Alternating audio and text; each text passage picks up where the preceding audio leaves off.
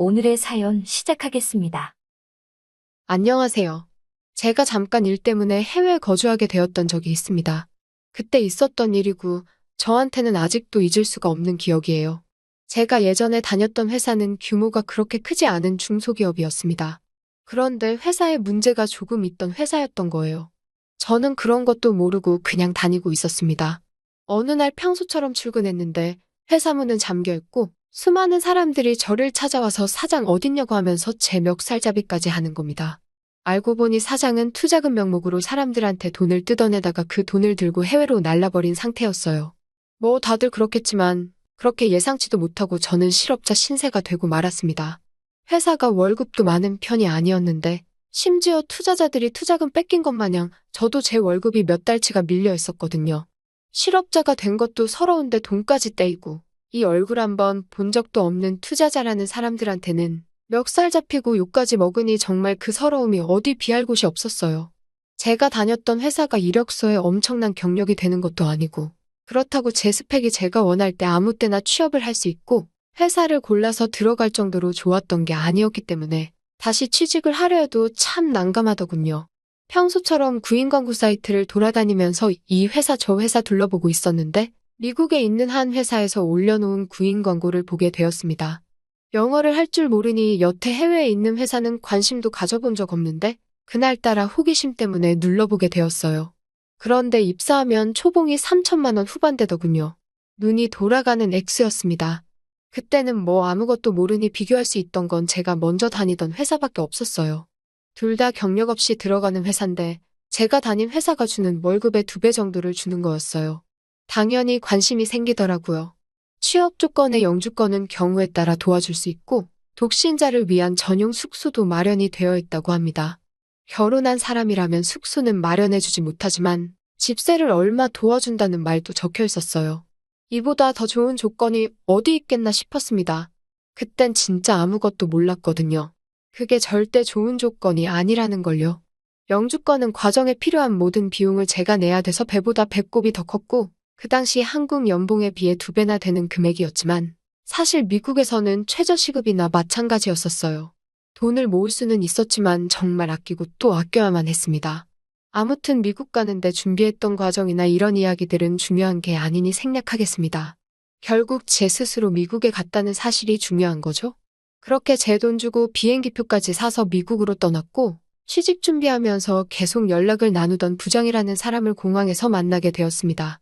차 안에서 이런저런 이야기를 하는데 제일 궁금했던 게 저는 영어를 한마디도 못하는데 미국에 취업을 할 수가 있느냐 물었고 그 부장이라는 사람은 같은 나라 사람끼리 좋은 게 좋은 거 아니겠냐고 하면서 이 직장이 평생 직장을 해도 될 정도로 좋은 곳이라고 하면서 저보고 잘 왔다고 하더라고요. 사장님도 한국분이시고 한국인들이 운영하는 회사니 어려울 거 없을 거라고 하면서요. 지금 생각해보면 다 한통속이라서 치가 떨리긴 하지만 결과적으로는 미국에서 그 여자를 만나게 되었으니 좋은 점도 안 좋은 점도 둘 다 있었던 것 같습니다. 저렇게 사람 좋은 척 하는 건 대표가 도망간 전에 다니던 회사에서도 비슷하게 들었던 말이기 때문에 하나도 믿지도 않았어요. 하지만 어쨌든 저는 당장 돈도 필요하고 이미 바다 건너 미국까지 왔으니 무슨 일이든 열심히 해봐야겠다는 생각이었어요. 숙소도 제공해주고 하는데 한 3년만 고생하면 1억 근처는 모으지 않겠나 하는 생각으로 열심히 해보기로 했습니다. 물론 당했던 게 있어서 그 말을 100% 믿고 있던 건 아니지만 저금이 어느 정도 있으면 좋겠다라는 생각을 한 적이 있었어요. 그래서 그런지 숙소까지 제공해주겠다 정말 식비 제외하고는 따로 돈 드릴 도 없을 것 같은데 2, 3년만 나주거수하고 거기서 돈이나 열심히 모아오면 1억 정도는 모아오겠지라는 생각에 열심히 해보기로 했습니다. 첫날 출근을 했는데 뭐 그래도 나름 사무실도 갖춰놓고 제대로 된 회사인 것 같더라고요. 직원들 전부가 다 미국에 거주하는 교민들처럼 보였고 부장이라는 사람이 말한 대로 저 말고도 다른 몇몇은 영어를 전혀 할 줄 모르는 사람들이 있었습니다. 그런데 그중 한 명이 격리일을 하고 있는 여자였어요. 저보다 살짝 나이가 많아 보이긴 했는데 그렇다고 엄청 많은 게 아니고 제 또래 정도 돼 보였습니다. 그런데 또 우스운 것이 그 작은 집단에서도 편가르기를 하겠다고 그 회사 안에서도 영어를 할 줄 아는 사람들과 못하는 사람들끼리 파벌이 나누어진 상태더라고요.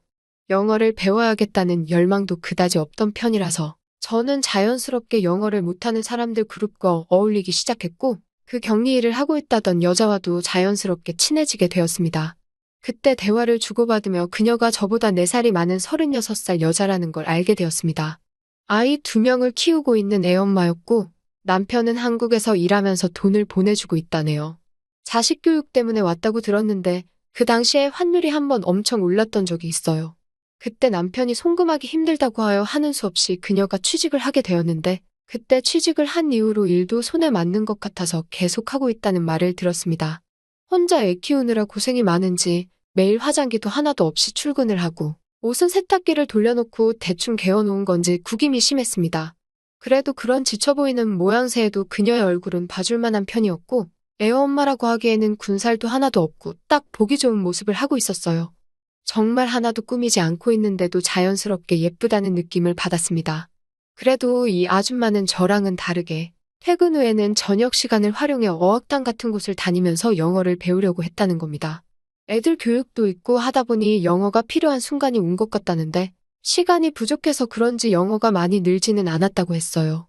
그래도 짬이 있다고 생활에 필요한 영어 정도는 할 줄 아는 것 같았습니다. 아예 놔놓고 ABCD도 몰랐던 저보다 훨씬 잘했기 때문에 그녀가 저를 많이 도와주고는 했습니다. 아무튼 저는 일을 시작한 첫 달 동안 독신자 숙소에 같이 사는 직원과도 많이 친해져서 여기저기 놀러 다녔습니다. 그런데 놀라운 건 미국에 기러기 생활하는 아줌마들이 생각보다 엄청 많았다는 거고 그 기러기 생활하는 아줌마들이 엄청나게 쉬웠다는 거예요. 그 시간에 회사 나와서 일을 하고 있는 그녀가 특이한 케이스이고 보통은 남편이 벌어다주는 돈으로 아침에 애들 학교 보내놓고 그때까지 할 게 없어서 일상이 따분해하면 안 될 짓들을 하는 사람들이 대다수였지요. 그러다 보니 솔직히 기러기 엄마들 상대하는 게 엄청 쉬웠습니다. 애엄마들이라고 해서 다들 아줌마들이 아니고 저보다 어린 여자들도 많이 있었어요. 남편이 한국에서 벌어다주는 돈으로 저 같은 놈들한테 쓰고 있다는 게 참 애석했고 지금 생각해보면 제가 정말 남의 가정에다가 몹쓸 짓을 했다는 걸 인정하지만 그때는 남의 집 사정까지 봐줄 제가 아니었습니다. 정말 손가락으로 셀 수도 없을 만큼 많은 사람을 만났어요. 아무튼 기러기 엄마라고 다 그런 사람들만 보다가 그녀를 보니 참 그녀가 깨어있는 사람처럼 보였습니다. 한국에서도 원래 비슷한 일을 했어서 어려울 게 없다면서 낮에는 일하고 밤에는 공부하고 참 멋진 사람이었지요. 덜 꾸며서 그렇지 제가 만나던 다른 기러기 아줌마들보다 내면도 외면도 훨씬 아름다운 사람이었습니다. 그래서 언젠가부터 저도 모르게 그녀에게 호감을 갖기 시작했습니다. 그러던 어느 날이었습니다. 그녀가 저에게 혹시 손재주가 좋으냐고 물어보더라고요. 무슨 일인가 물어보니 집에 싱크대가 막혔는데 혹시 손재주가 좋으면 부탁 좀 하고 싶다고 하더라고요. 업체를 부르면 되지 않냐고 했더니 미국은 또 그런 업체에 사람을 부르는 게 엄청 비싸다고 하네요. 그래서 부담스럽다고 알아보니까 할 줄 아는 사람들은 사람을 안 부르고 한다던데 해서 혹시 제가 할 줄 아는지 물어본 거라네요. 저도 나름 오랜 자취 경력이 있는 데다가 군대에 있을 때 작업이라면 1순위로 호출될 정도로 손재주가 좋았기 때문에 알겠다고 하고 퇴근하고 그녀와 함께 그녀의 집으로 향했습니다. 처음에는 정말 배관까지 건드려야 하나 싶어서 그냥 뚫어뻥 가지고 어떻게 해보려고 쑤셔봤는데 하수구 물이 막힌 배수관을 타고 역류를 해버렸어요. 시꺼먼 물이 마구 치솟아 올라오는데 그 비릿하고 썩은 역한내가 아직도 잊혀지지가 않네요. 아래를 열어서 보니 파이프가 분리하기 쉽게 되어 있어서 파이프를 떼서 막힌 안쪽을 뚫으니 생각보다 쉽게 끝나버렸어요. 튀김을 하고 기름을 그냥 배수구에 부어버린 게 문제가 된 것 같더라고요. 그래도 일이 쉽게 해결돼서 다행이었습니다. 아무튼 작업을 하다가 더러운 물이 몸에 튀고 했기 때문에 그대로 집에 돌아가기는 조금 그렇더라고요. 그래서 그녀한테 미안하지만 씻고 갈 수 있겠냐고 물어봤습니다. 그녀도 당연히 그렇게 하라면서 흔쾌히 허락을 해줬고요. 저녁을 준비해 줄 테니 아예 식사까지 하고 가라고 저를 배려해 주더라고요. 샤워를 하고 있는데 문득 애들이 같이 있기는 하지만 남편 없이 여자 혼자 지내는 집에서 씻고 있다는 생각을 하니까 기분이 조금 묘해졌습니다. 여태껏 동네에 있는 다른 기러기 엄마들을 상대할 때랑은 전혀 다른 기분이었어요. 다른 기러기 엄마들을 만날 때는 서로가 같은 목적을 가지고 만난 건데 이 여자는 다른 이유 때문에 저를 집에 불렀던 거잖아요. 저도 그때쯤 그냥 하루만 만나는 짧은 인연이 필요한 게 아니라 정신적으로 공감대를 공유하는 그런 연애에 목이 마르던 시기였거든요. 연애한 지도 오래되기도 했었고 말이죠. 애초에 그녀에게 호감도 가지고 있었고 저도 에라 모르겠다 하는 심정으로 한번 그녀에게 작업을 걸어보기로 했습니다. 그래서 일부러 씻으면서 티셔츠를 비누로 같이 세탁을 해버렸어요. 오물이 묻어서 그랬다고 대충 둘러대면 되었으니까요. 제가 다른 건 몰라도 팔뚝 하나만큼은 자신이 있어서 그걸 보여줘 보려는 생각이었습니다. 다른 건 몰라도 일단 기러기 아줌마들의 특징이 남편과 떨어져 지내면서 많이 외로움을 타는 습성을 알고 있기 때문이었지요. 아무튼 그렇게 나오니까 식탁에는 식사가 다 차려져 있었어요. 마주 앉아 저녁을 먹는데 제가 예상한 대로 그녀의 시선이 제 팔뚝에 힐끔힐끔 꽂히는 게 느껴졌습니다. 사실 그녀도 아닌 척은 하고 있지만 오래 혼자 지냈고 그 기간이 힘들었다는 사실을 알 수 있었어요. 업자를 부르면 비용이 비싼 건 인정하지만 굳이 다른 사람이 아니라 저를 부른 이유도 대충 이유를 알겠더군요. 아무튼 아줌마 혼자 애 키우면서 살아가다 보니 지치기도 했고 응당 남편이 해줘야 할 집안일을 대신 도와주는 제가 생겼으니 그런 것도 좋았나 봅니다. 틈만 나면 저한테 사소한 것 도와달라고 해놓고는 저녁 먹고 가라는 게 일이었습니다. 처음에야 100원 뚫어주는 게 큰일이긴 하지만 이후에는 전구 좀 갈아달라부터 TV가 안 나온다고 해서 가보니 코드가 안 꽂혀 있을 때도 있었고 리모컨에 건전지도 안 끼고 뭐가 안 된다고 하는 일도 있었어요. 아예 나중 가서는 도와달라고 할 만한 게 없으니 독신자 숙소에서 밥을 챙겨 먹어봐요. 얼마나 잘 챙겨 먹겠냐고 하면서 밥 한 그릇만 더 뜨면 되니까 시간 되면 아예 집에서 저녁을 먹고 돌아가라고까지 하더라고요. 그러던 어느 날이었는데 그녀가 이번에도 저보고 저녁을 먹으러 오라는 겁니다. 그런데 평소랑은 약간 달랐어요. 제 눈을 도무지 마주치지 못하더라고요. 그러면서 굳이 그녀의 아이들이 학교에서 2박 3일간 캠프를 가게 되었다며 혼자 밥 먹기 그래서 그런데 같이 먹을 사람이 있으면 좋겠다고 하더라고요. 저도 눈치가 아예 없는 사람은 아닌지라 그녀가 무슨 말을 하는지 단번에 눈치를 챘습니다. 여자가 먼저 그렇게 저에게 신호를 보내줬는데 눈치를 못 채주면 예의가 아니라고 생각했습니다. 그래서 그날은 그녀의 집에 출발하기 전에 아끼는 향수도 구석구석 뿌리고 출발했습니다. 아니나 다를까 그녀가 차려놓은 식탁은 평소에 차려주던 밥과 밑반찬이 아니고 차림에 제법 신경을 썼더라고요. 테이블 한가운데는 와인도 한 병 준비가 되어 있었습니다. 저도 그녀를 가정이 있는 사람이기 이전에 회사에서는 의지가 되는 직장 동료이고 제가 쉽게 생각하고 하루살이 인연을 보내고 있는 다른 여자들과는 다르게 한 명의 이성으로서 접근했던 여자였기에 저도 긴장이 다 되더라고요. 그녀는 당연히 이런 식의 만남이 처음이었는지 말도 제대로 못하고 벌벌 떨고 있는 게 눈에 보였고요. 술이 한두 잔 들어가면 분위기가 타오를 줄 알았는데 그게 아니었네요. 그녀가 생각보다 술이 많이 약했던 거예요. 술이 입에 들어가니 그녀가 그동안에는 한 번도 내색하지 않고 해준 적 없는 이야기를 해왔습니다. 자식들 때문에 미국에 와 있기는 하지만 자기는 다른 여자들처럼 형편이 넉넉하지가 않다고요. 남편도 돈을 그렇게 잘 버는 편이 아니라서 사실 지금도 남편이 보내주는 돈에 자기가 일을 해서 번 돈까지 다 합쳐야 생활비가 충당이 된다고 하는 겁니다. 퇴근할 때까지 옆집 노부부가 애를 봐주고 있는데 그 돈을 주는 것만 해도 허리가 휠 지경이라고 하면서 신세 한탄을 하기 시작했어요. 너무 힘들어서 다 포기하고 한국으로 돌아가고 싶은데 아이들이 영어 한마디 하는 거 들을 때마다 그걸 보고 참고 살고 있다고. 그런데 요즘 들어서 너무 힘들다고 하면서 울먹이기 시작하더라고요. 눈물을 펑펑 흘리며 울고 있는 그녀를 보니 마음이 안쓰러워서 그녀의 옆으로 가서 그녀를 달래줬습니다. 그녀도 오늘 저와의 시간을 기대한 건지 가까이 가서 보니 퇴근한 이후인데도 회사에선 하지도 않았던 옅은 화장을 하고 향수도 은은한 거를 뿌려놓았더라고요. 오랫동안 묵혀온 걸 풀을 상대로 저를 생각한 것 같은데 그녀가 그날 저에게 풀어버린 건 똑같이 오랫동안 묵혀온 것이지만 다른 것이었네요.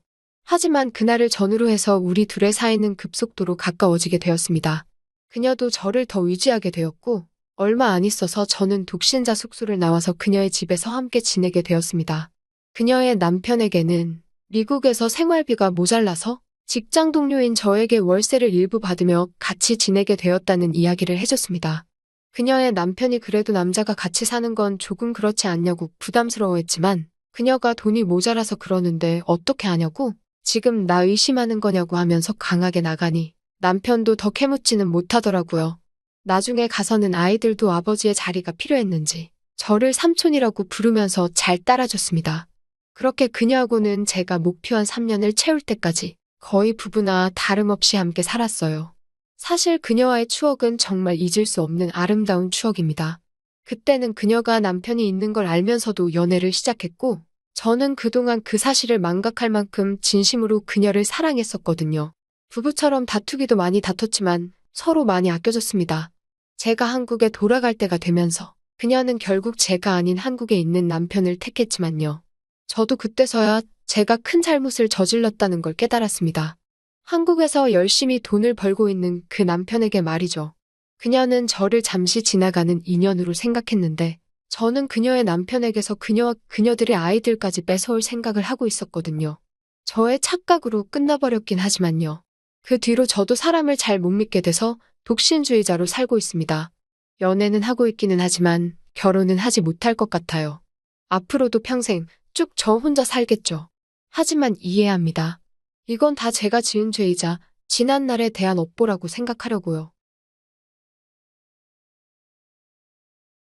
또 찾아주셔서 감사합니다. 매일 새롭고 흥미로운 사연으로 찾아뵙겠습니다. 구독과 좋아요 잊지 마시고 다음 사연으로 다시 찾아뵙겠습니다. 감사합니다. 안녕하세요, 여러분. 강남 로즈클럽에서 VIP 접대를 담당하는 32 세진이라고 합니다. 오늘은 제 인생에서 가장 뜨거웠던 로맨스에 대한 이야기를 들려드릴게요.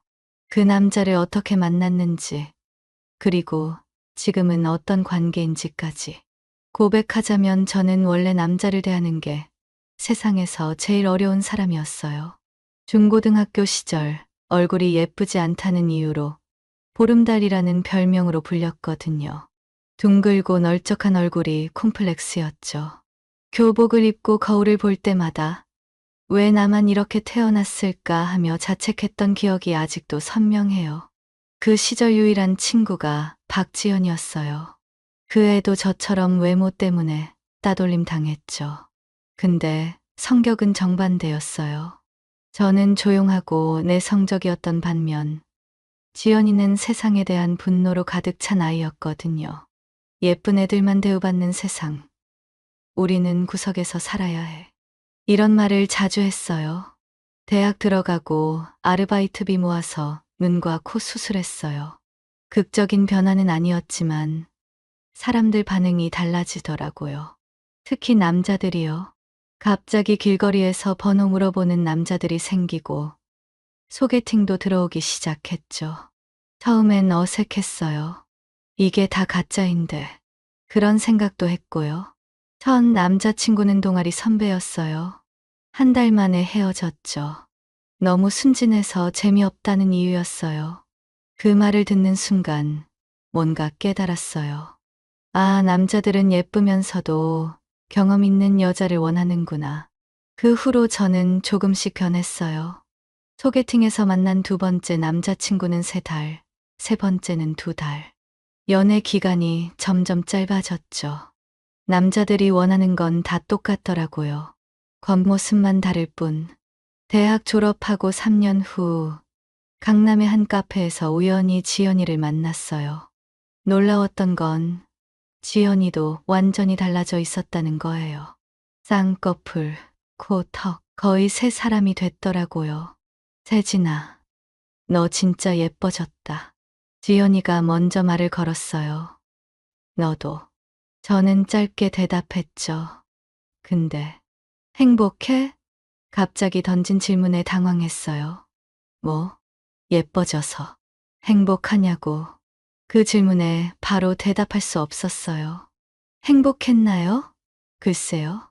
남자들의 관심은 많아졌지만 그게 정말 제가 원하던 건가 싶었거든요. 지연이의 다음 말이 제 인생을 바꿨어요. 나 지금 로즈클럽에서 일해. 매달 1,000만 원 넘게 벌어. 우리 같이 일할래? 너 몸매도 좋고 분위기도 있는데 거기서는 내가 여왕 대접받을 거야. 처음엔 망설였어요. 하지만 당시 다니던 회사에서 성희롱 문제로 퇴사한 상태였고 돈도 필요했거든요. 그래서 지연이를 따라 로즈클럽에 들어갔어요. VIP 고객을 상대하는 접대부로요. 그곳에서 저는 진짜 여왕이 됐어요. 제가 가장 많은 매출을 올리는 접대부가 된 거예요. 남자들의 심리를 파악하는 법, 그들이 원하는 대화를 이끄는 법, 적절한 스킨십으로 그들을 설레게 하는 법. 이 모든 걸 빠르게 배웠죠. 처음엔 이게 뭐지 싶었어요. 하지만 곧 깨달았죠. 이건 일종의 복수였어요. 저를 무시하고 놀리던 남자들에 대한, 저를 너무 순진하다며 버린 남자들에 대한 복수요. 지연이와 저는 최고의 팀이 됐어요. 밤에는 함께 일하고, 낮에는 쇼핑하고 스파 가고, 우리만의 세계가 생겼죠. 가끔은 클럽 밖에서 만난 남자들과 즐거운 시간을 보내기도 했고요. 그건 그저 게임이었어요. 우리가 주도권을 쥐는 게임. 그러던 어느 날 클럽에 특별한 손님이 왔어요. 제이라는 남자였죠. 30대 후반의 성공한 사업가였어요. 처음 봤을 때부터 다른 남자들과는 달랐어요. 그의 눈빛에는 욕망보다는 호기심이 담겨 있었거든요. 당신은 여기서 일하기엔 너무 특별해 보이네요. 그가 첫 만남에서 한 말이에요. 모든 여자가 특별해요. 단지 알아봐 주는 사람이 필요할 뿐이죠. 제가 대답했어요. 그렇게 시작된 만남이 정기적인 약속으로 이어졌어요. 일주일에 한 번, 제이는 저를 지명했고, 우리는 대화를 나눴어요. 신기하게도 그는 스킨십보다 대화를 더 원했어요. 제 이야기를 듣고 싶어 했죠. 한 달쯤 지났을 때 제이가 제안했어요. 오늘은 이곳을 벗어나 볼까요? 근처 호텔 라운지에서 차 한잔 할래요? 원칙적으로는 클럽 밖에서 손님을 만나는 건 금지되어 있었어요. 하지만 저는 동의했죠. 그가 위험한 사람은 아니라고 느꼈거든요. 호텔 라운지에서 제이는 자신의 이야기를 들려줬어요. 그도 어릴 때 왕따였다고요. 뚱뚱하고 안경 쓴 아이였대요. 대학에서 IT를 공부하고 창업해서 성공했지만 여전히 내면에는 그 상처가 남아있다고요. 당신도 비슷한 상처가 있죠? 그가 물었어요. 어떻게 알았어요? 제가 놀라서 물었죠. 눈빛이요. 당신의 눈에는 항상 어딘가 슬픈 구석이 있어요. 그날 밤, 저는 처음으로 누군가에게 제 진짜 이야기를 들려줬어요. 학창 시절의 상처, 성형 후 달라진 삶, 그리고 이 일을 시작하게 된 계기까지요. 대화가 끝나고 제이가 물었어요. 내 방에 올라올래요? 저는 망설였어요. 이건 단순한 업무가 아니었으니까요. 하지만 동의했어요. 그의 방에서 우리는 처음으로 서로의 온기를 나눴어요. 그것은 단순한 육체적 만남이 아니었어요.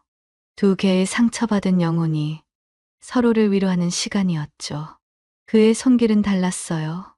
욕망만 가득한 다른 남자들과 달리 제이의 손길에는 따뜻함이 묻어났어요.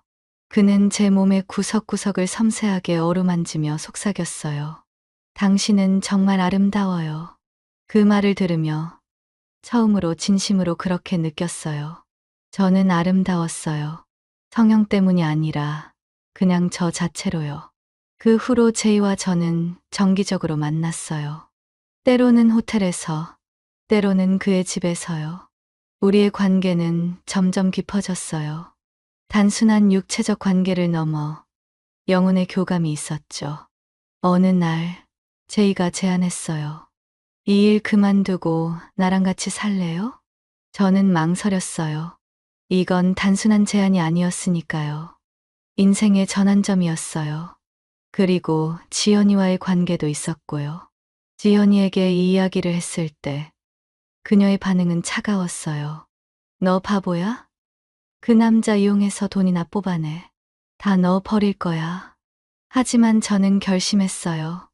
더 이상 과거의 상처에 갇혀 살고 싶지 않았거든요. 그래서 로즈클럽을 퇴직하고 제이와 함께 살기 시작했어요. 처음에는 적응이 어려웠어요. 밤에 일하던 생활에서 갑자기 평범한 일상으로 바뀌었으니까요. 하지만 제이는 인내심 있게 저를 도왔어요. 함께 요리하고 영화 보고 여행도 다녔죠. 침실에서의 시간도 달라졌어요. 더 이상 서비스가 아니라 진짜 사랑을 나누는 시간이 됐죠. 제이의 품 안에서 저는 처음으로 진정한 해방감을 느꼈어요. 그의 입술이 제 몸을 따라 내려갈 때 저는 모든 걱정을 잊고 그저 순간을 즐겼어요. 1년이 지난 후 제이가 청혼했어요. 저는 망설임 없이 예라고 대답했죠. 결혼식 날 놀랍게도 지연이가 나타났어요. 1년 동안 연락이 끊겼었는데요. 그녀는 축하해주러 왔대요. 미안해, 세진아. 내가 행복할 줄 몰랐어. 너무 부러워서 그랬어. 저는 지연이를 꼭 안아줬어요. 괜찮아. 너도 언젠가 진짜 사랑을 찾을 거야. 지금 저는 제이와 함께 새로운 삶을 살고 있어요. 그의 회사에서 마케팅 일을 돕고 있고, 주말에는 외모 콤플렉스가 있는 청소년들을 위한 멘토링도 하고 있어요. 가끔은 과거가 그리울 때도 있어요. 그 화려하고 자유로운 밤의 세계가요. 하지만 지금의 평화로운 행복감과는 비교할 수 없죠. 제이와 함께하는 밤은 언제나 특별해요. 그의 따뜻한 손길이 제 몸을 감싸고 그의 입술이 제 목덜미에 닿을 때면 온몸에 전율이 흘러요. 우리는 서로의 상처를 쓰다듬어주며 사랑을 키워가고 있어요. 외모 때문에 상처받았던 소녀가 이제는 진정한 사랑을 찾았네요. 겉모습이 아닌 내면을 봐주는 사람을 만난 거죠. 여러분도 언젠가 그런 사람을 만나실 거예요. 겉모습이 아닌 당신의 진짜 모습을 사랑해주는 사람을요. 그럼 이만 마칠게요. 제 이야기가 재미있으셨다면 좋아요 눌러주세요. 감사합니다. 오늘 영상도 끝까지 시청해주셔서 감사합니다. 구독과 좋아요, 알림 설정까지 꾹꾹 눌러주시면 저에게 큰 힘이 됩니다. 다음 영상에서 더 재미있는 이야기로 찾아오겠습니다. 안녕.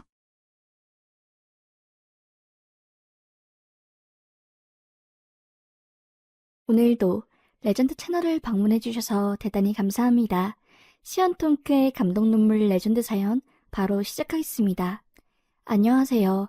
다름이 아니라 세상에 이런 일이 또 있을까 싶은 마음에 제 사연을 공유하고 싶어서 이렇게 글을 보내게 되었습니다.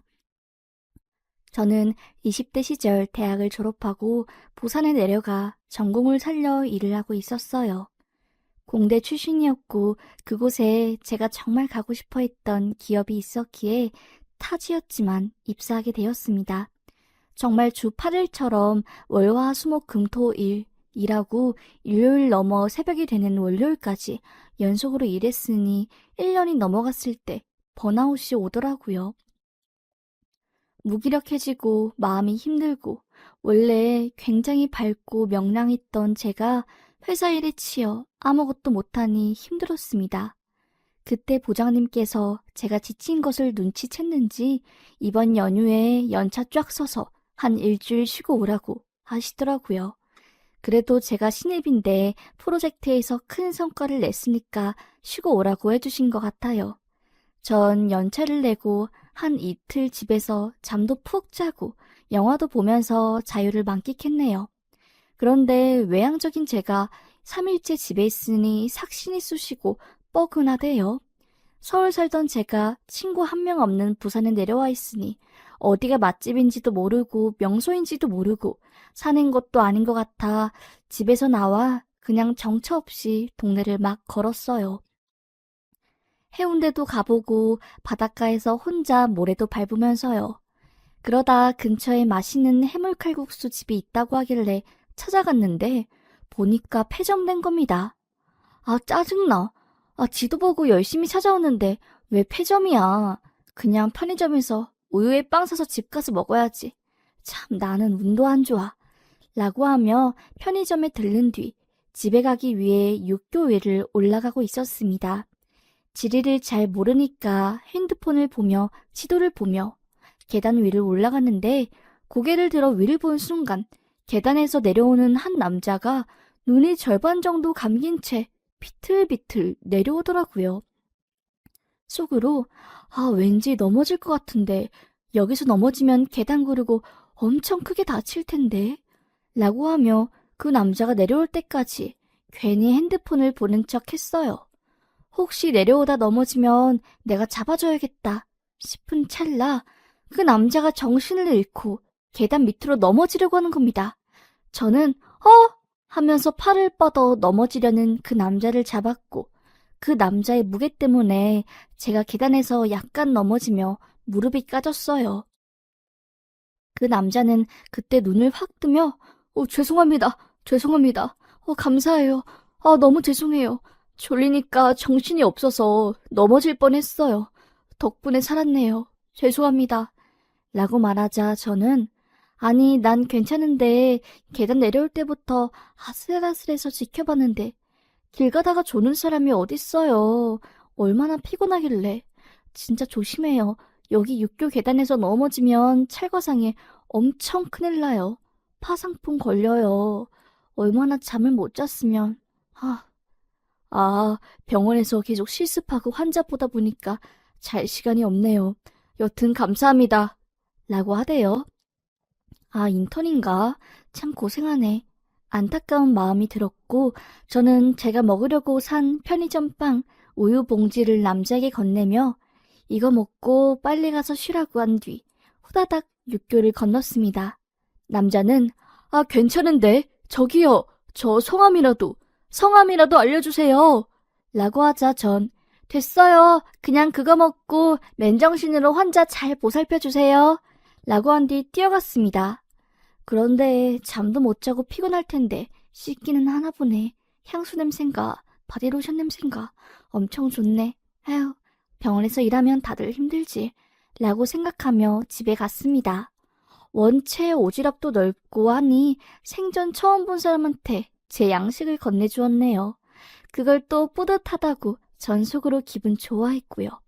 그렇게 기분 좋은 마음으로 집에 갔고 일주일을 푹 쉰 저는 회사에 출근해 다시 일을 했습니다. 그날의 기억은 까마득하게 잊어버렸지요. 그렇게 부산에서 한 6년을 근무하고 서울 한 기업으로 이직한 전 정신없이 또 워커홀릭에 빠져 일을 하며 살았어요. 부산에서 살았던 기억도 희미해질 때쯤 아침에 늦게 일어난 전 황급하게 옷을 챙겨서 택시를 탔습니다. 택시 여기요! 여기! 하면서 팔을 휘저어 택시를 잡은 순간 택시 안쪽에서 익숙한 향기가 나는 걸 알았어요.